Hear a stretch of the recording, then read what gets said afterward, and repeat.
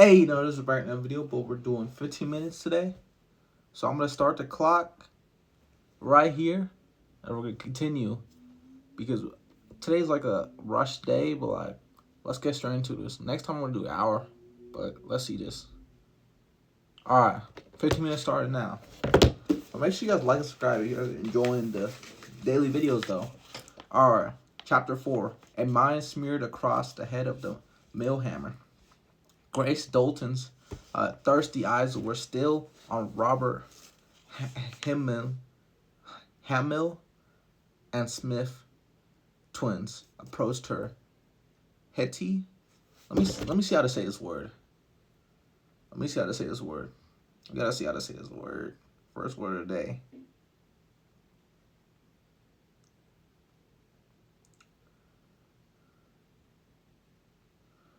Or pronunciation. Pronunciation. Hetty, Hetty, and Hester Smith weren't dancing with their brothers and the others. They didn't want to dance.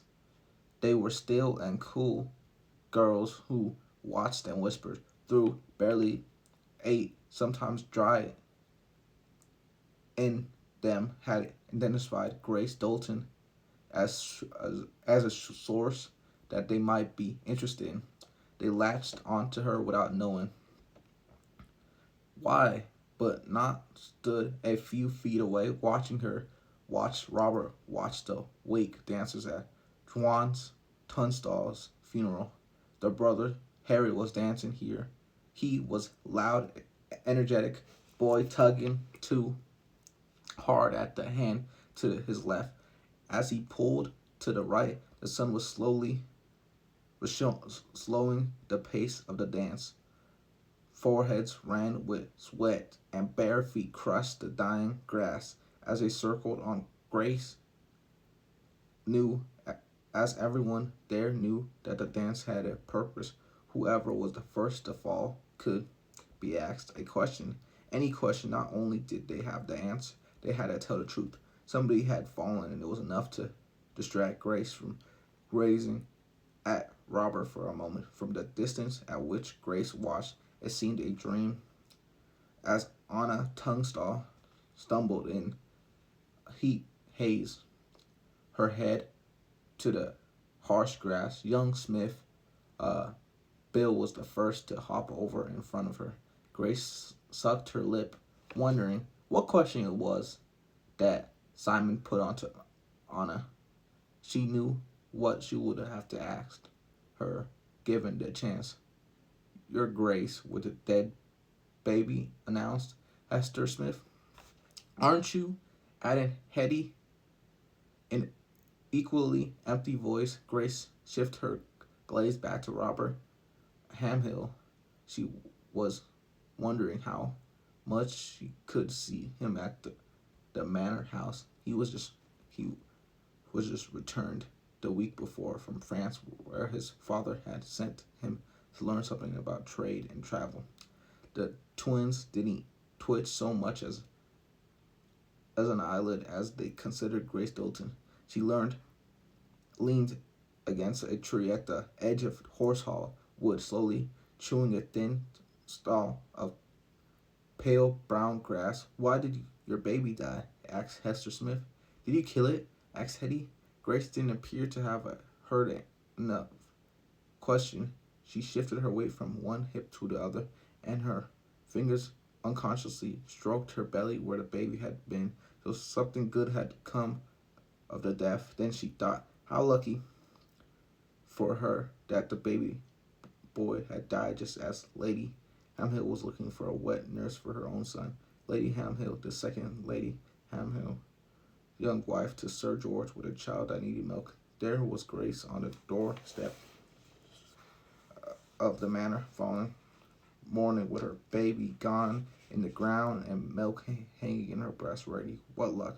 Of course, Grace had taken a clip round the ear for being so bold as to stand on the front doorstep of the manor, but once she found her way to the back, she would have been instilled into the nurse nursery to feed Lady Hamhill's son. That meant from time to time that she was even allowed in the house proper, even as far as her lady's bedroom to show her baby to its mother.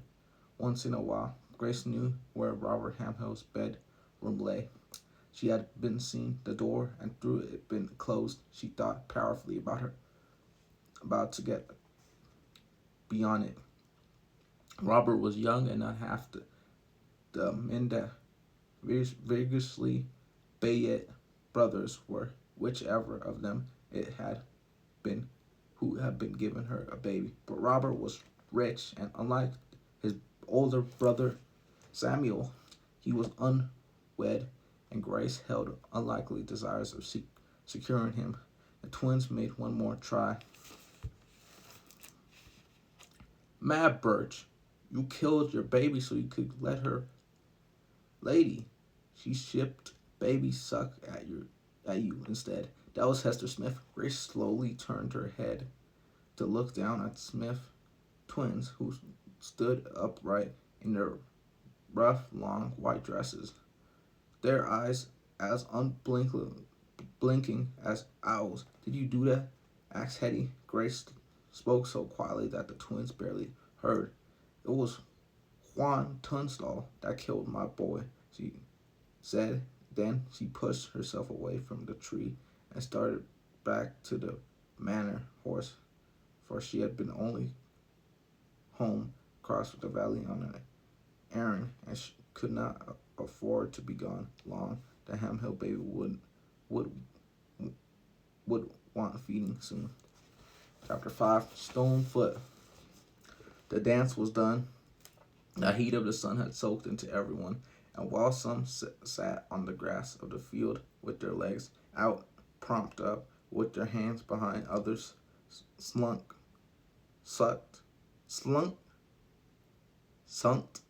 Let me see how to say this word. Let me see how to say this word. Slunked away. Gotta be that word, right? Slinked. Okay, slinked. Slinked away into the green valley in its coolness. The sound of Golden Beck had drawn them, and Harry Smith had forgotten to torment his twin sisters for a time while he and other boys bathed in gathering water.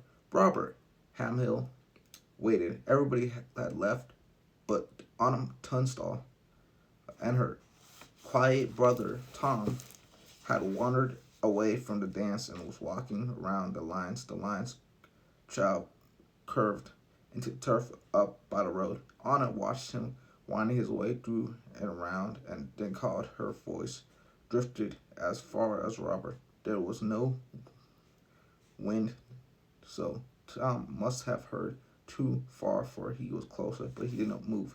Tom, she called again. Thomas. The boy kept walking the lines of the maze. Anna's shoulder dropped, and her hands, which had been on her hips, dropped to her side. Then she slowly walked to where Tom was, took his hand, and started home.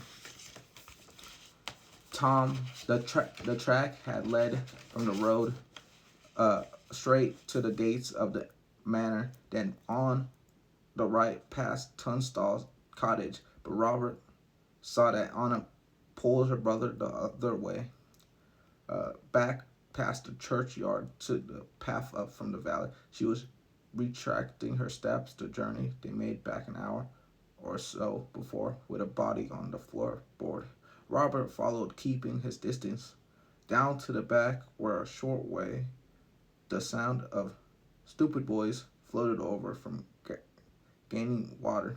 Anna still had Tom's hand as she led him back along the path by Golden Beck, past Fuller Mill, where tomorrow began.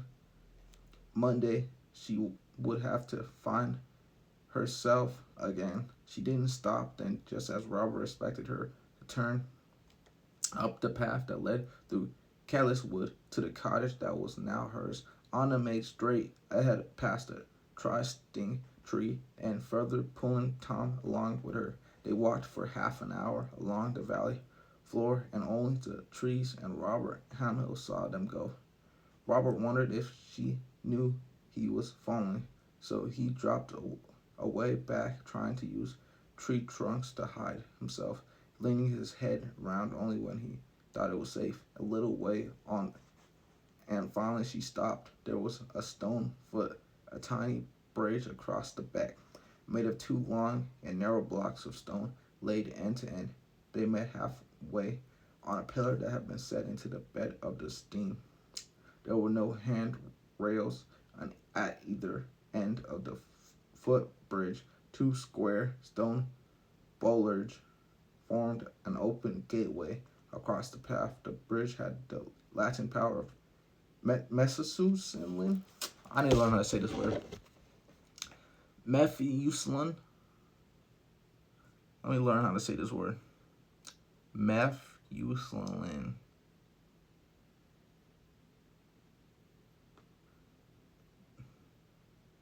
Methuselah. Methuselah. Methuselah.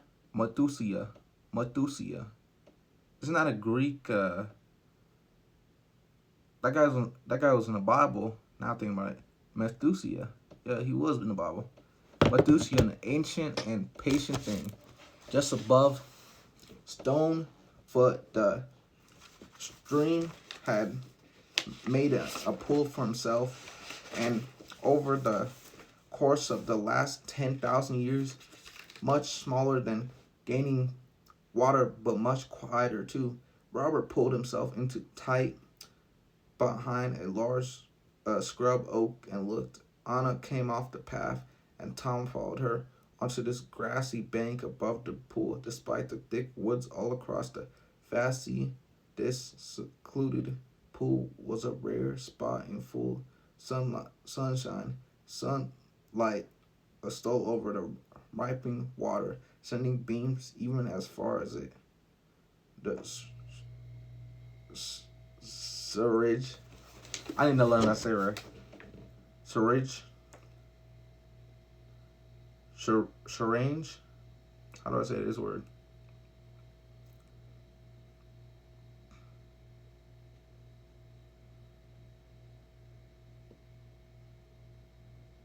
Pronunciation. Shingle. Shingle. Shingle bed. Anna kicked off her clog, and Tom did the same. They were speaking, or at least Anna was speaking to her brother. She was pointing at the stream. Then Tom pulled his clothes off and jumped into the water without a moment's hesitation. Anna laughed loud enough for Robert to hear. A sound as golden as the stream. Anna pulled the hem of her dressed up for a dizzying and eager moment. Robert thought she was going to take her clothes off too, but she merely dangled her feet over the bank and into the water, then lay back into her hands over her eyes because her face was in full sun. Seeing his chance, Robert Hamill approached. Chapter 6. Presents. Tom loved swimming, and Anna loved to hear him splashing and tumbling in the water. Truly, simply happy, it eased her difficult thoughts. The cool water ran around her feet. Sunshine poured onto her pale, freckled face, and Tom's laughter took her away somewhere where she didn't have to worry about what the future held for them. But there was a decision to be made. Should she go on a working for John Fuller, carrying clothes from the mill hammer up to the teller grounds every day, or should she try and keep her mother's gifts available, scrambling a coin here and then from the villagers who paid a call? Flowing work was foul business, underloading the woolen club from the ponies that walked out from the valley from the deep dale, heifer into the cloth, into the mill, the swetch of the urine in the bath, the grinding of the mill's gears as John slipped the hammers into action, the pounding of the hammers on the cloth, hour after hour, until in some way Anna knew not John would have announced the batcher to be done, stronger and more water hating than it had been when it arrived. the washing, rinsing in the mill stream, and carrying into the swollen wool up the track from the mill past the manor lands onto the tender grounds. Okay, we're gonna stop right here. But like, this was a good read, like a good little short session, I know. But next session is gonna be a little bit longer because I was short on time. But I had to make a video though. But come on, I'm gonna see you guys tomorrow. Hope you guys liking the series.